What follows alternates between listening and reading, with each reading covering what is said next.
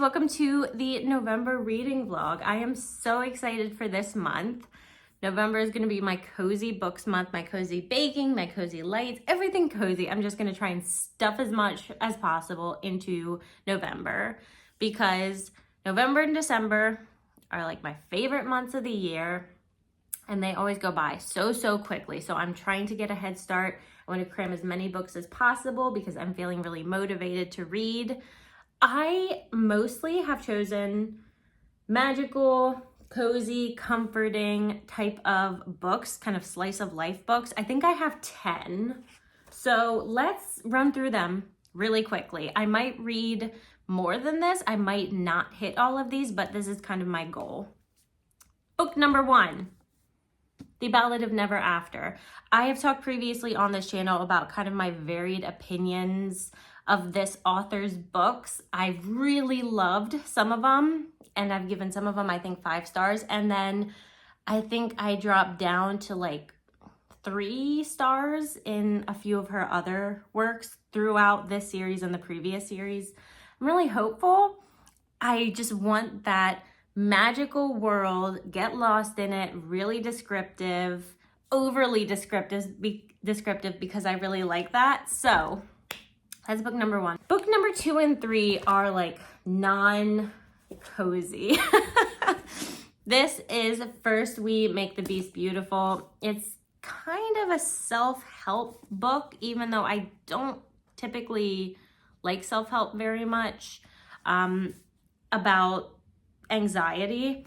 I have read half of this. This has been on my unread books, unfinished books for like over a year now, and it's really annoying me. I really just want to say I'm able to finish this. The cover looks really cozy, but it's not typically super cozy. So I just want to finish this. On Goodreads, you know how you have the books that it's like the books you're working on? This one has been on there for so long. I just want to finish it. Next is The Art Thief. This is not one I specifically chose. This is my book club's pick. I realized after I bought this that I have already read one of this author's, Michael Finkel's work, Stranger in the Woods, that I read, I want to say 2 years ago. Really disliked it, not for the usual reasons. It was kind of like ethical reasons. I've talked before about how he went about like trying to interview the subject in that book. It was very like stalkerish. Just didn't seem on the up and up to me. I think I gave that one like 2 stars.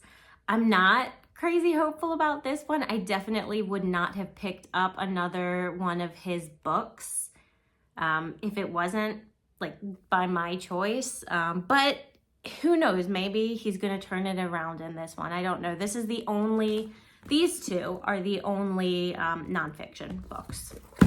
Next, I'm so excited. Kiki's Delivery Service. I recently purchased this. I recently got it on my shelf by picking a book out of that jar and reading it. I really like Studio Ghibli films. It just has that really quiet life, hopeful, the world can still be a good place type of energy that I really enjoy, I really need. So that's the next book. Also a recent purchase, Hotel Magnifique. This I've heard gives Caraval vibes. It's about a magical hotel that moves every night and 2 sisters who go to work there. It's a standalone fantasy, which I really enjoy. I feel like they're so rare to find a good one. So that's the next book. Fredrik Backman. I love Fredrik Backman. I've read 4 of his other books. I think every single one of those books I've given 5 stars. This is a man called Uwe. I think that's how you pronounce the name. And I think this is his first. Yeah, this is his debut. So I'm interested to see if this feels any different, like if I can tell a difference between his first work versus some of his later works. Next. Ooh, geez, I almost ripped something. Once Upon a River by Diane Setterfield. I read the 13th tale by this author many, many, many years ago. I loved it so much. I think I gave it 5 stars. It was this, not really a haunted house, but this, from what I can remember, kind of magical, bookish, love of books, love of libraries, love of reading, mystery, family drama book. I don't know what this one is about. I think this has some magic in it. I really loved this author's writing in the previous book, so I'm excited to try that one. The Unlikely Pilgrimage of Harold Fry by Rachel Joyce.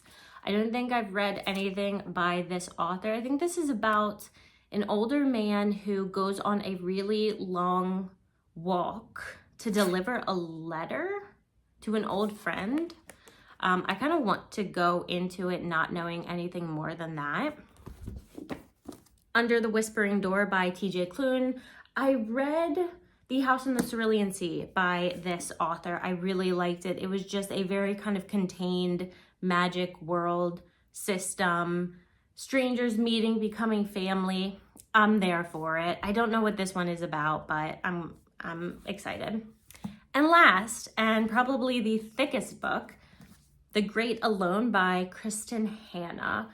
I have heard such good things about this author. I've never read anything by her, but I think this is set in Alaska, and that's enough for me. I am obsessed with Alaska, so I'm excited to read this as well. I'm very excited, if you can't tell, for all of these books. I've got really high hopes going in, so let's get started. We're gonna enjoy the cold, we're gonna stay cozy, and we're gonna read lots of books.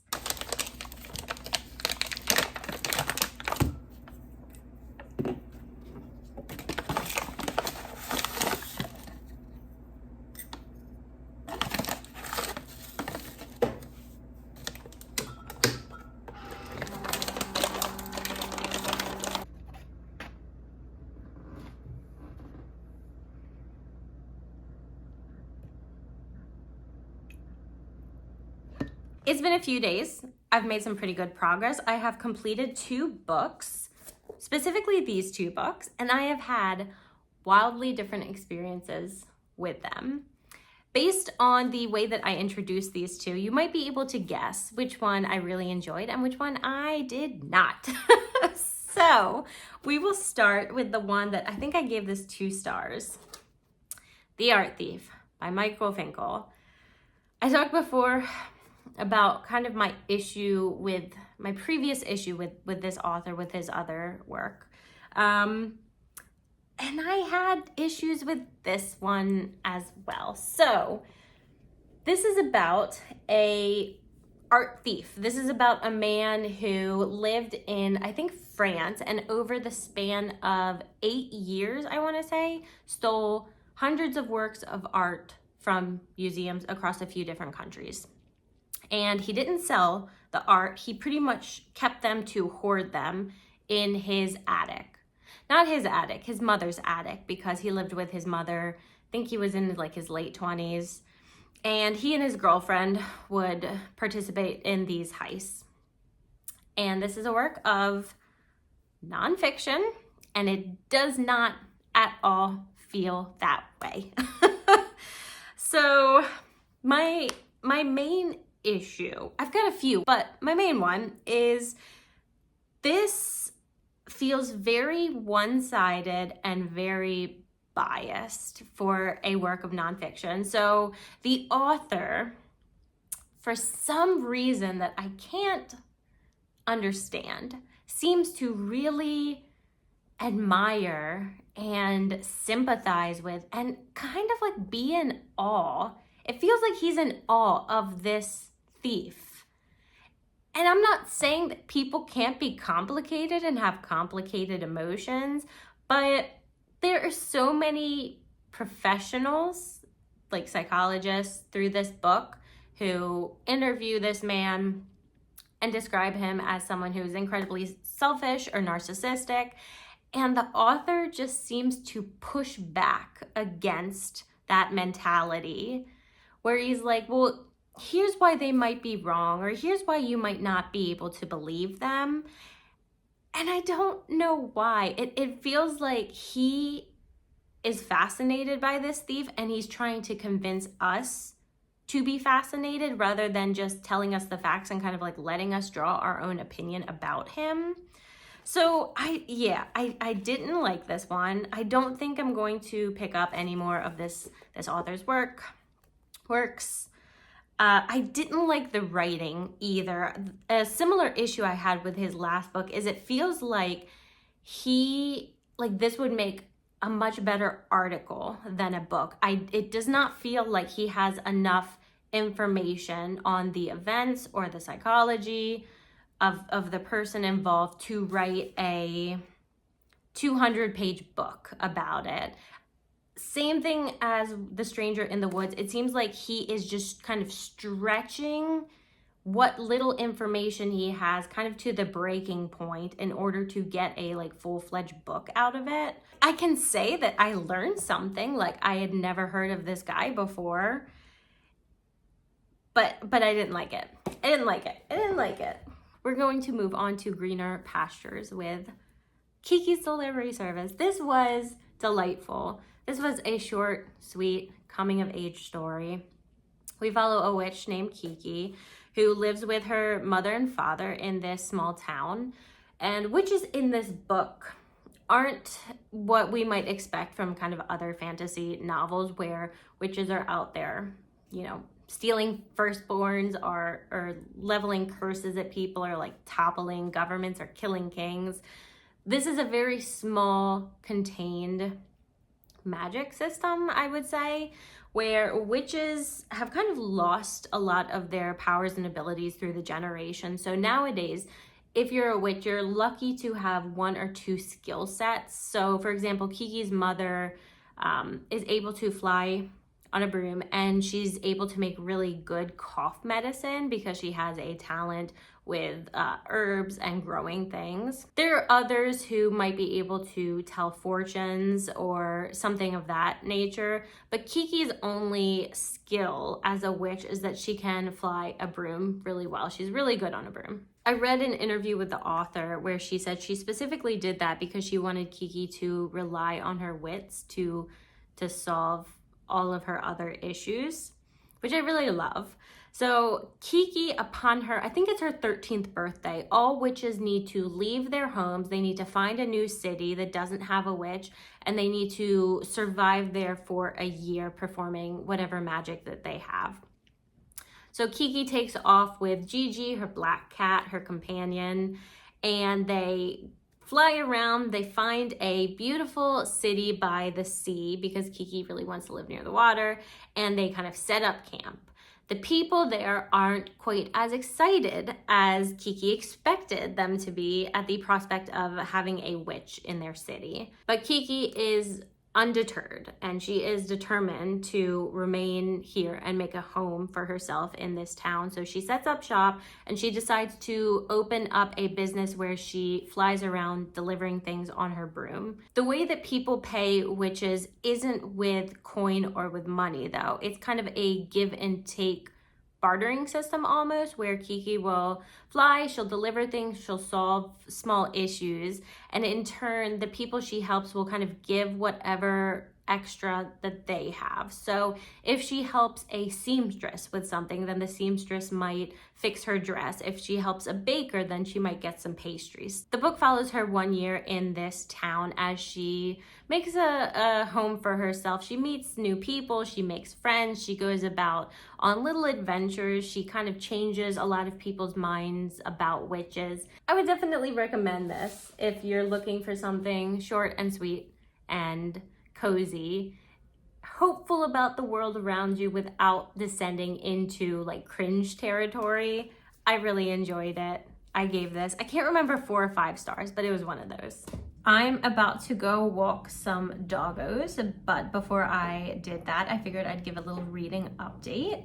I have started, well, I finished one more book and then I've started another one. So the book that I finished, A Man Called Ove by Fredrik Backman. I love Fredrik Backman so much. He is like one of my favorite authors.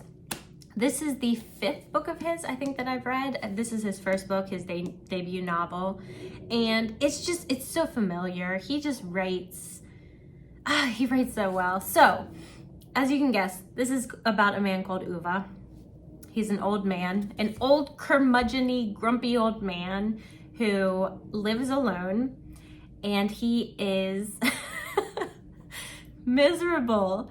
And he is so happy to spread his misery to everyone he encounters. He's one of those people that he's so convinced that everyone, like, he thinks the worst of everyone else, and he's always convinced that people are trying to get one over on him and take advantage of him.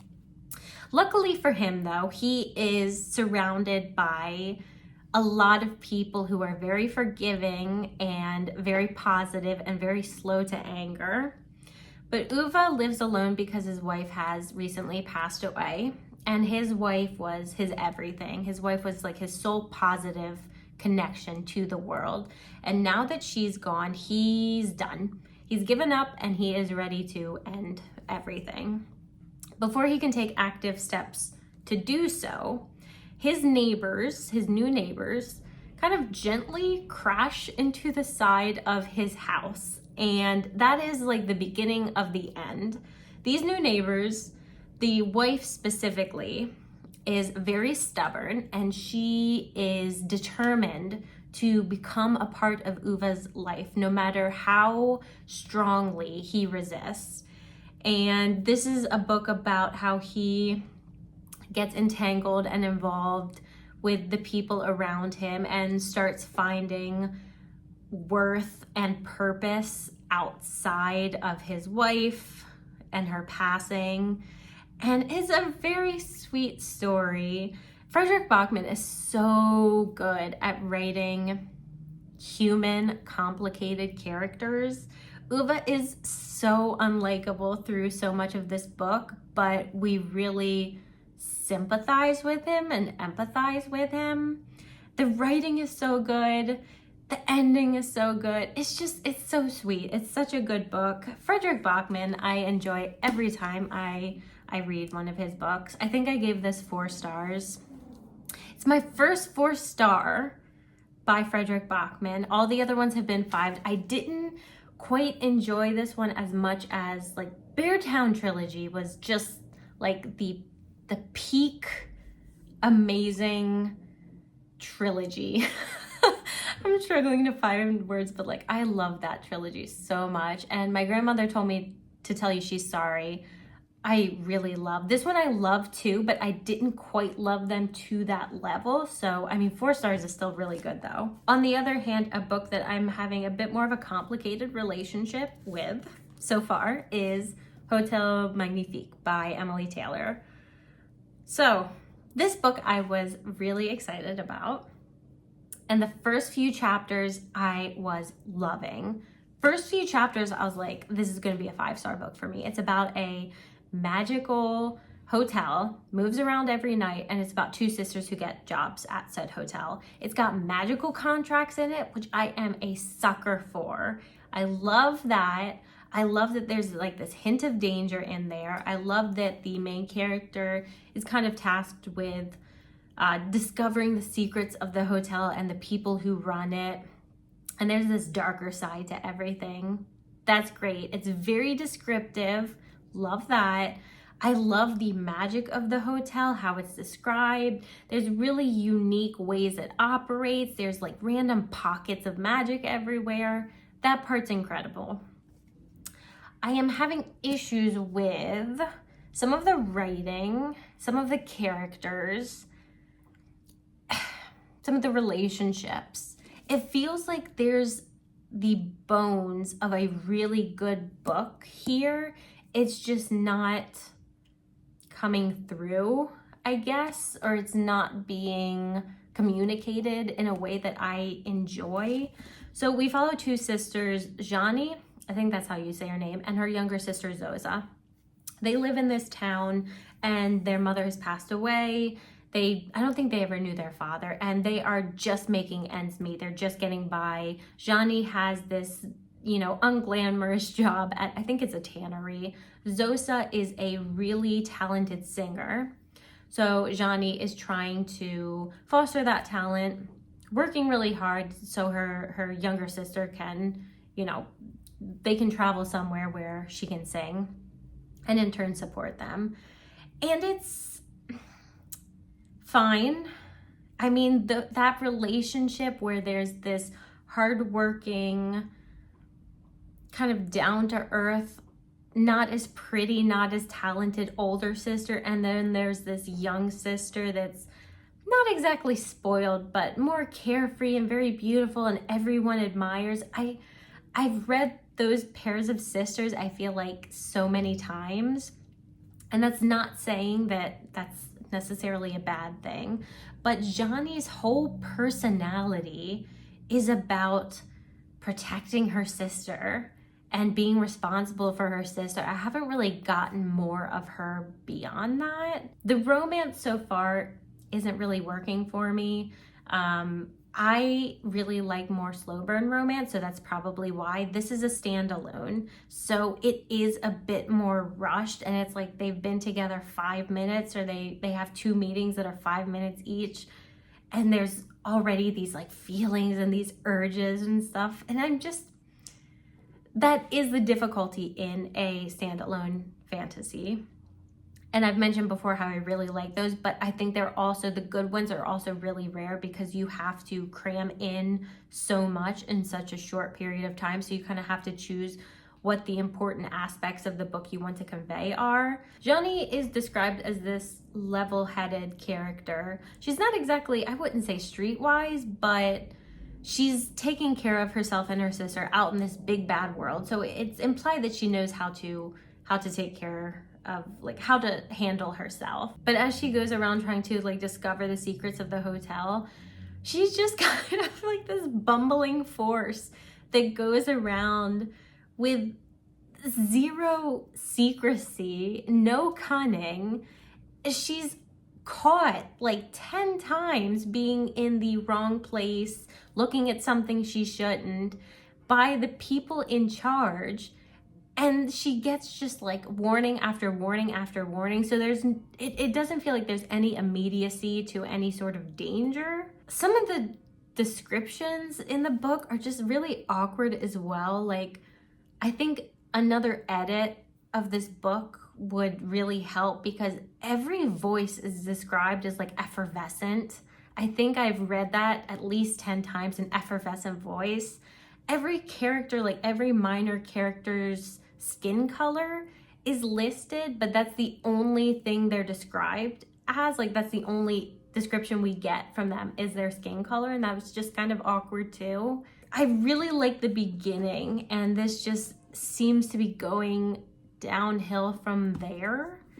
I think if this was a middle grade, and maybe this is YA, but if it was like middle grade, I think I'd be a bit more forgiving. But there's some dark stuff where I feel like it's supposed to be a slightly older age group that it's targeted towards. I started at a great place with this, and I think it might end up being like a 2 or a 3 star, unfortunately. So we'll see. I'll finish it.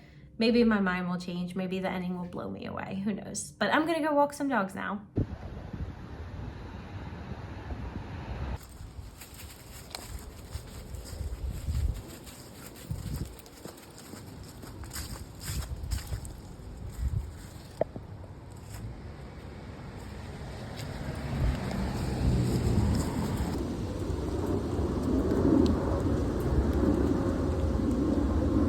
Let's quickly do a little reading update because it is snowing and I want to go and walk in the snow before it goes away, because next week it's supposed to hit like 60 degrees, which is absolutely insane. But I did finish a book and I started another book. So the book that I finished, Hotel Magnifique, I feel pretty much the same about this book as I did when I previously talked about it, which is really disappointed, not because it's an awful book, but because I felt like it could have been so good. It had all the bones to be a book I really liked, but it just didn't get there for me. The execution, it just didn't happen in a way I wanted it to. To be fair to this author, this is a standalone fantasy novel that comes with a lot of limitations.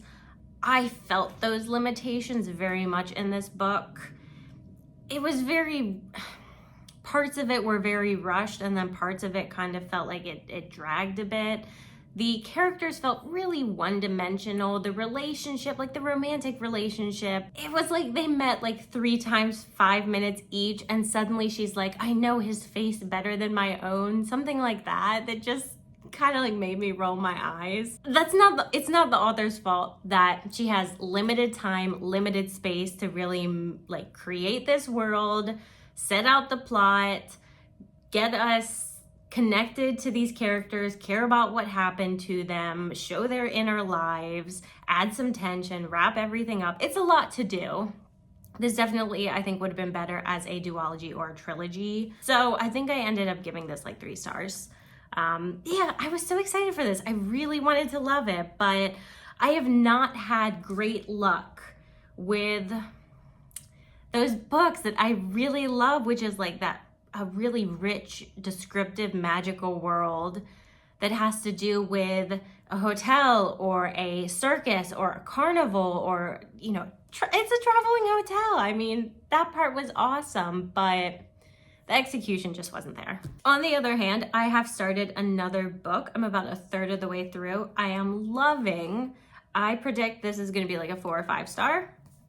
And that's The Great Alone by Kristen Hanna. This author has written so many books. I feel like all of them are really well received and regarded. This is the first of her books I've ever read. This takes place in 1970 Alaska.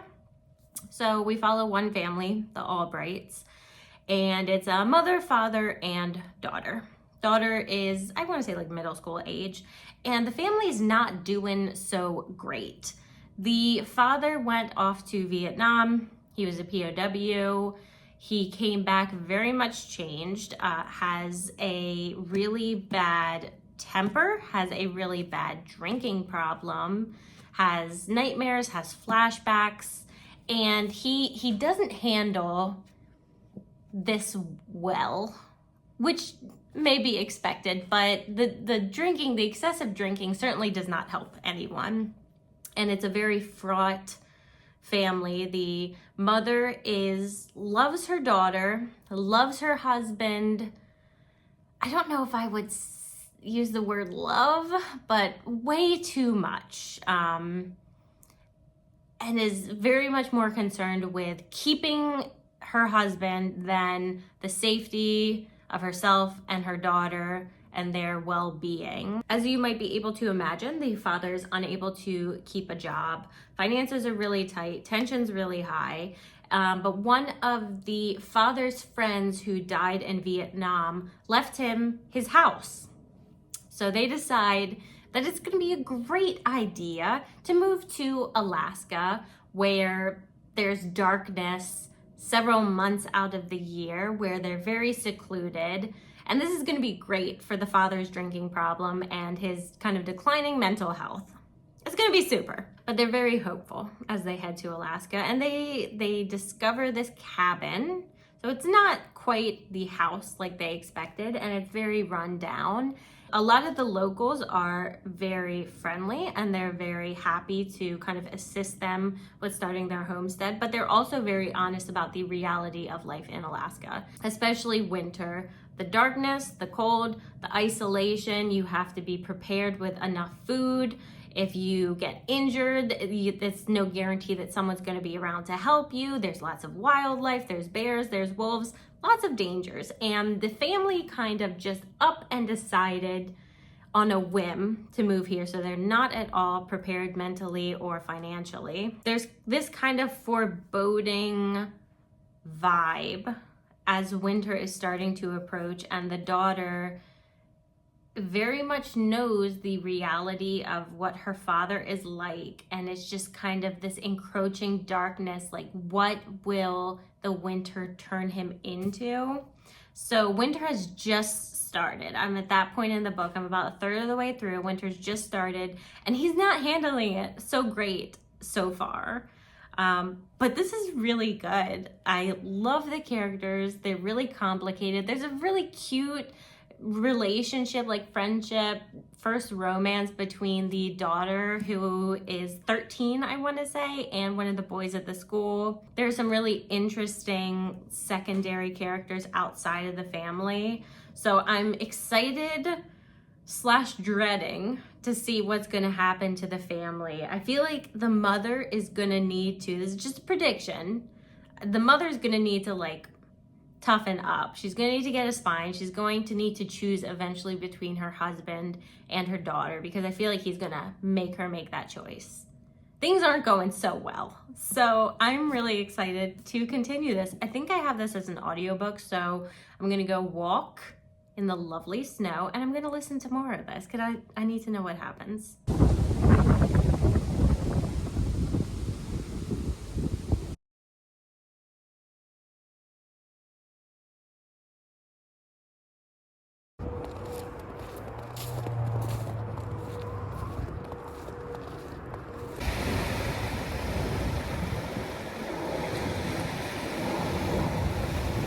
All right, guys, we have reached the end of the video. We're gonna wrap up with this final book that I finished.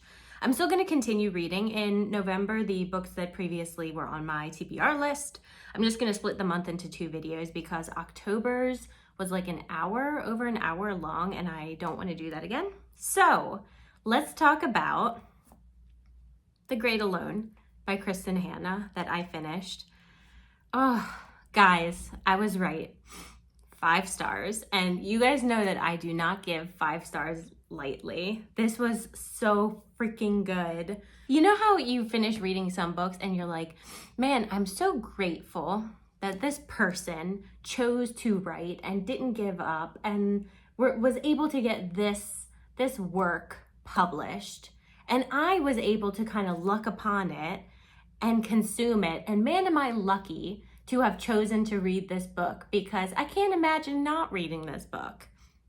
That convoluted mentality is how I felt. I read the final few chapters when I was on public transit, and I kept having to remind myself, like, you're in public, don't cry, people are gonna think you're crazy. But it was a struggle not to. This book did make me tear up a few times throughout. The characters were so good. It's such a authentic human story, and it spans way more time than I previously thought it would. Like, I thought we would get maybe a year or 2 in these people's lives, and I don't want to give anything away, but it's longer than that. You go with them on this very long journey as they kind of face down the world and personal demons and grow and go through some really tough times and kind of hold out hope for the people that they love. And just read it. Just read this book. It's so good. This really makes me want to just go find every book that this author has ever written. And like, I just want to know more about her. I want to appreciate her because this book meant so much to me. So yeah. This is one of the best books, if not the best book I think I've read in 2025 so far. So what a success, right? What a way to end this video. Is like, we had some good, really good books this month, like this, and this, and this. And then we had some ones that struggled to get to that point, like this. And kind of this, but we still have, I think, 4 more books that I want to finish in November. So thank you guys if you made it through the end. I hope you enjoyed this video, and I will see you for the next part. Bye.